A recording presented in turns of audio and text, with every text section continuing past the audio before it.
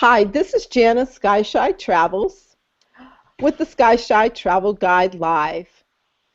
And I am the host. And our guest for today is Wilkerson. Randyl Wilkerson.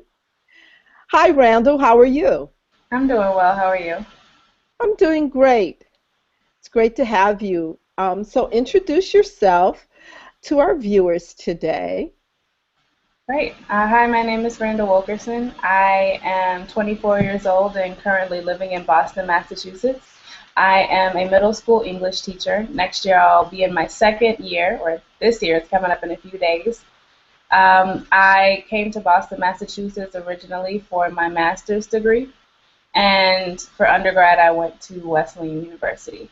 I'm originally from the Beverly Morgan Park area of the south side of Chicago.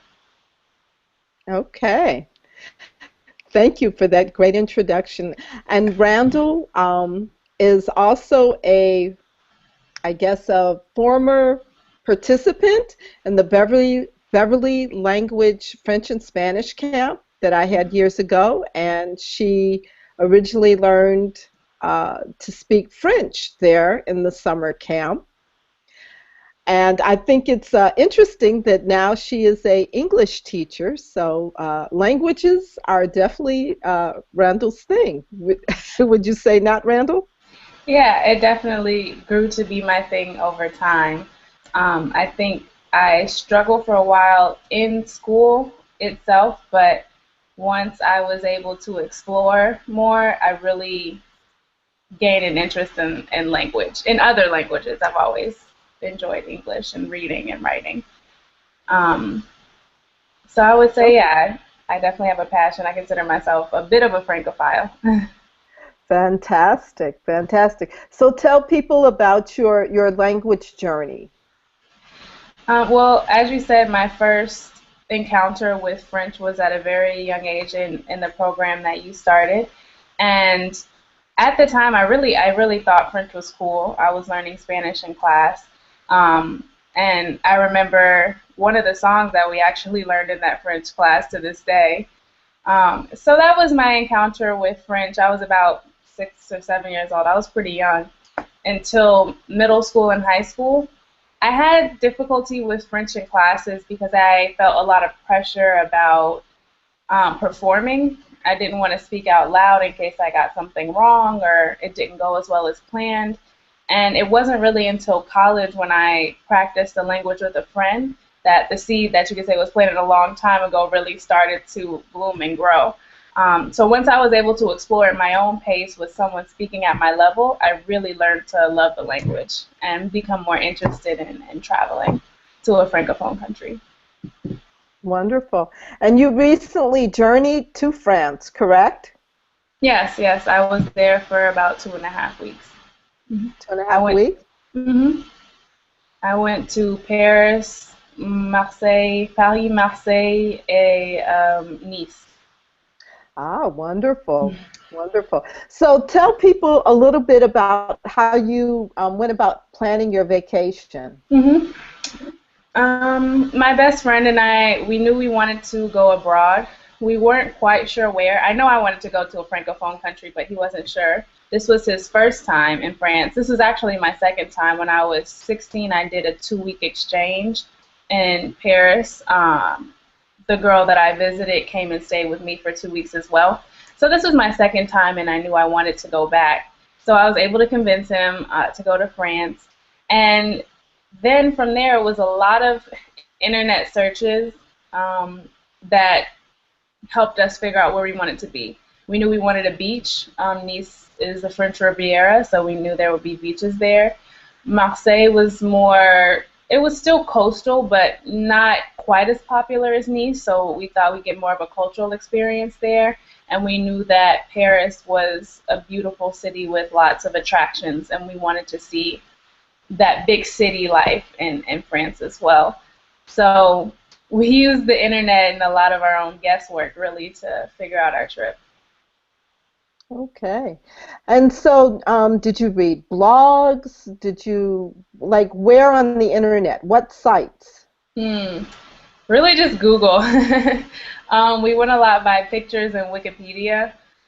We would look up different towns and then see what attractions they had, what the size of the city was, through Wikipedia. And we kind of flew by the seat of our pants. We picked a little randomly, but it worked out. So there weren't really many blogs that we looked at. We knew anywhere we went, we would make the best of it, and it would still be a very different place than where we're from. So we were happy with whatever city or town we ended up in. Okay.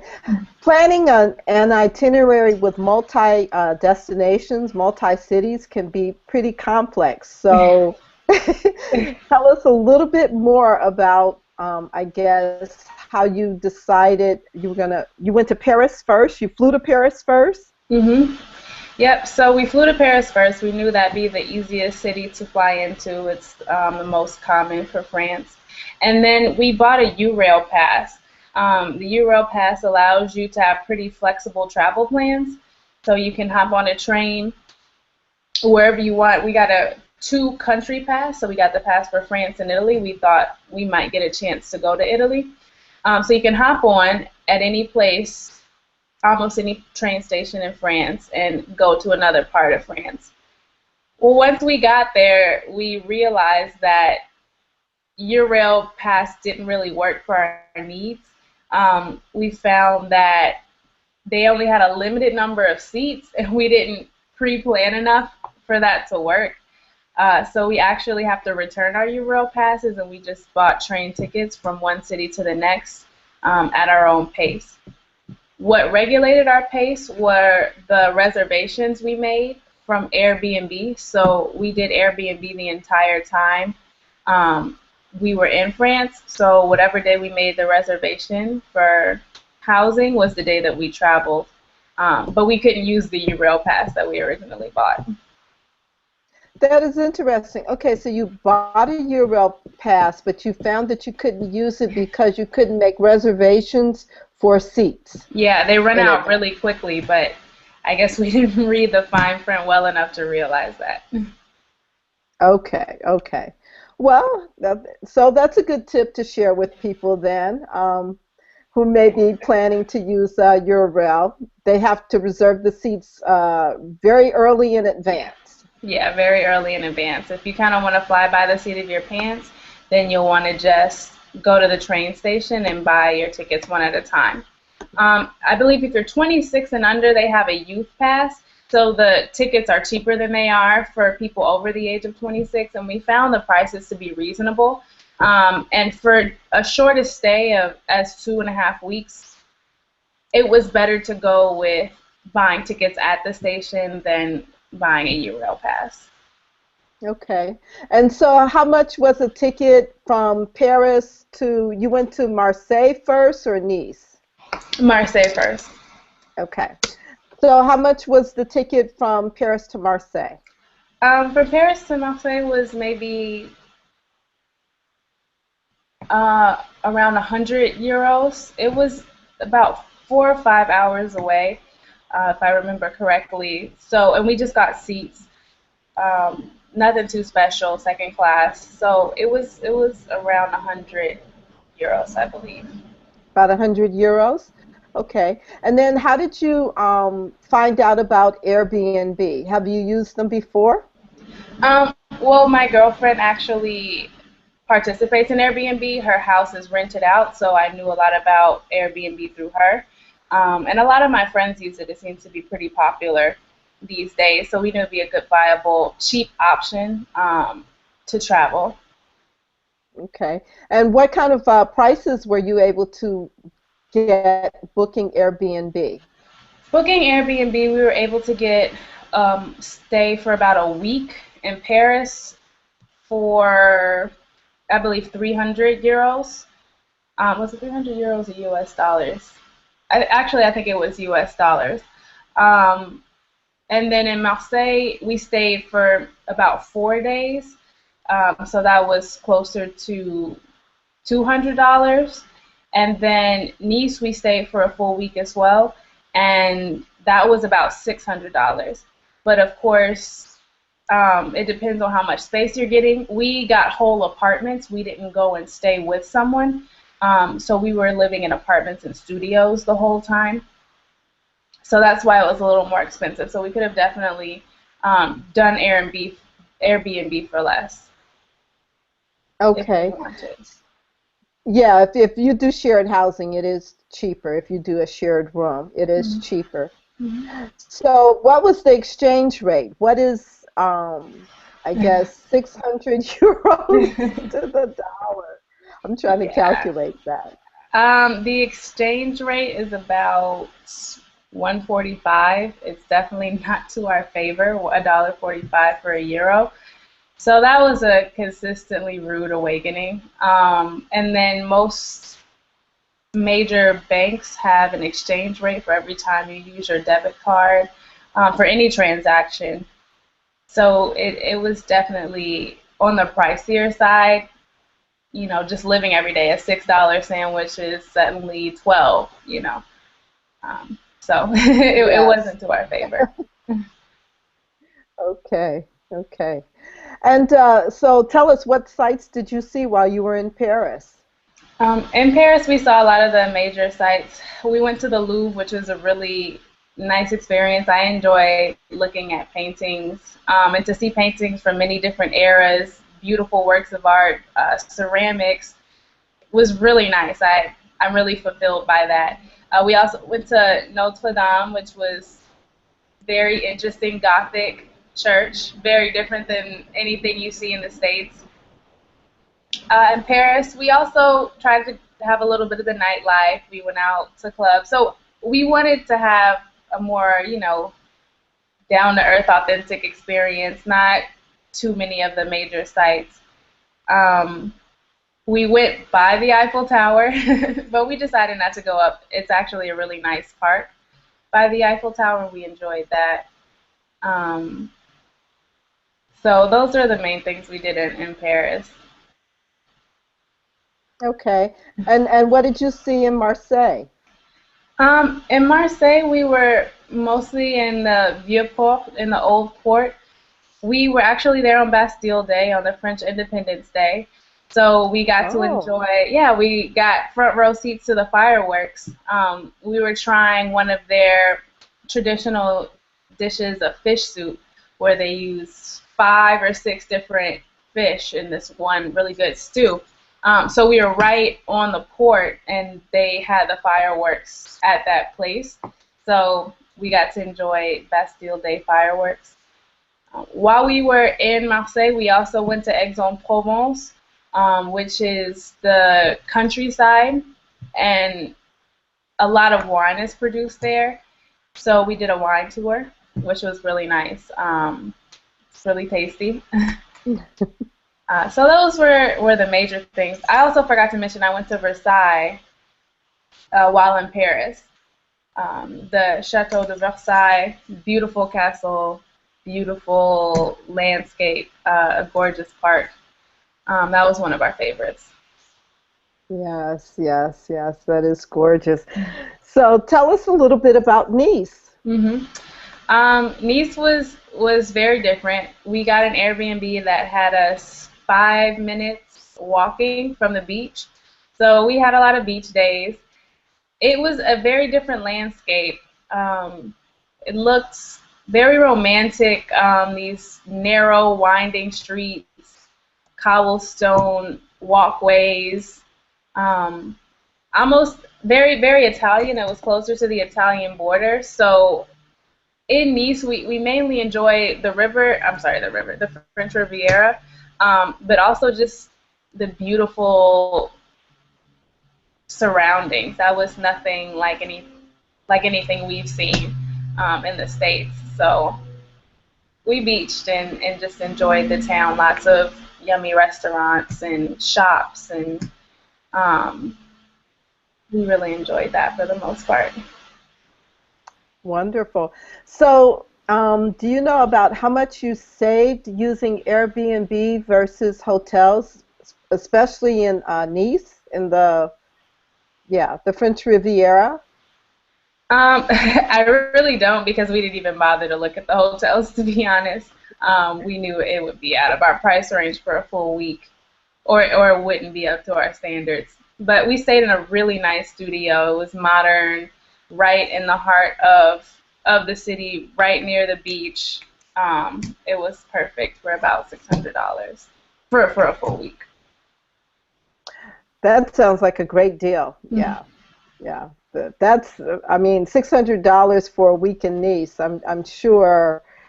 Yeah, Yeah. a hotel would have been twice that easily, two or three times that. Mhm. So that Yeah. sounds like a great deal. Yeah. And when we were So, walking, oh, sorry. no, go ahead. Oh, I was gonna say when we were walking around, they had a lot of fresh pasta, like it was still soft, which I'd never really seen before. So since Airbnb we had a full apartment, we were able to cook and cook some of the local produce, which was nice. So you went to the markets. Yeah, there are shops everywhere. They have bread shops, produce shops, pasta shops. The shops were just dedicated to fresh pasta. Um, so it's shops. They're just everywhere. So it's really easy. You don't even have to go to a market per se. You just walk down the street and they have the butcher over here and the bread shop over there. So it's really easy to find what you want. Okay. Sounds great. Sounds great. So, tell us a little bit about how you planned, I guess, finding the airline to travel to France. Yeah, we Googled everything. So we just Googled New York to Paris, and Google just brings up if you put in the dates, the specified dates, it just brings up flights from different airlines. So we of course started by looking at the cheapest. Then we were looking to see which layovers were best. We didn't want to be stuck in one place too long. We didn't want to go through every country. So we ended up using Aer Lingus, which is an Irish airline, and we stopped over in Dublin for a very short amount of time, and it was a quick flight from Dublin to Paris. We originated in New York. So, how did you get from Boston to New York? I took the bus. Boston is about 2 hours, 4 hours from New York. And I have a lot of friends. I travel with my best friend, so I go to New York fairly often, so I just bus down. Okay. That's great. That's great that you decided to do it from New York and that you looked at a inexpensive option to get you to the gateway, which is New York City, to Europe, pretty much. And I think it's interesting that you found Aer Lingus. I've never heard of anybody going to France on Aer Lingus. So, how much did you pay for the ticket? The ticket was about 1,200 round trip. 1,200 round trip? Okay. All right, for 2 weeks. Okay. On Aer Lingus. Yeah. Okay. Okay. And how far in advance did you start planning? We left July 7th and we bought the tickets in March, I believe, so a couple months ahead of time. But we bought the tickets in March, but we didn't actually come up with an itinerary till late April, early May. So Okay. we kind of bought the tickets to fill the slot and say we're doing it. It's official. The tickets are bought. Okay, now we have to figure out what we're doing once we get there. Okay. Okay. Oh, that sounds fantastic. Sounds fantastic. And so when are you planning to return? Um, I am not really interested in going to Europe anytime soon, I don't think. This was my second time, as I said before, and it was really emotional, and I felt so grateful. When I was 16 and visited, I saw Versailles, and I thought it was just the most beautiful place I'd ever seen, and I vowed to return. And it was nice at 24 to make that dream a realization. To get there, to stand in Versailles, to see the same sight I saw when I told myself I'd come back. It was just a very fulfilling moment. So I feel fulfilled, and the world is big, so I'm ready to see another continent. And I'll come back one day, but I want to see some vastly different cultures, maybe someplace not so Western. Okay. Okay. So do you still know any Spanish, or you're primarily a Francophone? Solely a francophone. I know Only very little Spanish. Francophone. Okay. Yeah. Okay. Well, I think that's really inspirational that you went at what age you said in high school? 16. At age 16, and you vowed to return, and you did it. Yeah, it was a very proud moment just to show that I can make my dreams come true, and if I budget and plan and as a teacher I get my summers, I can fulfill those dreams. It's attainable. So, and just none of my family, not none of my family, but none of my immediate family has been out of the country besides Mexico or a few islands in the West Indies. So to go that far also felt really good. I felt like an ambassador for those that I love. So on a lot of levels, I was very happy just to have the opportunity and to have made the opportunity to go. Okay. Well, thank you so much, Randall. This has been very inspiring. It's been wonderful, heartwarming to connect with you again, and to know that the seeds for travel and love of language, and in particular French, which is like my first love for languages, was planted so young with age 6 and 7. You just never know where it will lead one day, and I'm glad to see the baton, the torch being passed on. So hopefully you will inspire your students, even though you're teaching English, to be able to get out of their comfort zone and see the world as well. I hope so. I really do hope so. I'm excited to show them pictures and talk to them about my experience because it's attainable. It is most definitely attainable with good planning and, some sacrifice and budgeting. It is attainable. Yeah, it is. And just having the dream, just being able to dream it makes all the difference in the world. So, yes. Well, I want to thank you so much, Randall, and we look forward to hearing, I guess, a recap of your second year of teaching English. Yes. And, yeah, and what ages are your students again? They're sixth graders, so I've taught sixth and seventh in the past, but this year I'm just teaching sixth grade, so that's 11 and 12-year-olds. Ah, sixth grade, 11. Okay. Yeah. Well, those are good ages. Those are good ages. They're the most fun, I think. I think so too. I think so too. Well, thank you so much, Randall. Thank you for having me. Yeah, you're welcome. And this has been the Skychi Live with Skychi Travel Guide Live with Janice Temple and our guest host, Randyl Wilkerson, elementary school teacher from Boston, Massachusetts, who traveled to France and who is a Francophone who loves French, and who just recently achieved her dream of returning to France. And she shared some wonderful tips, so please use those in planning your next vacation. Ciao. Ciao.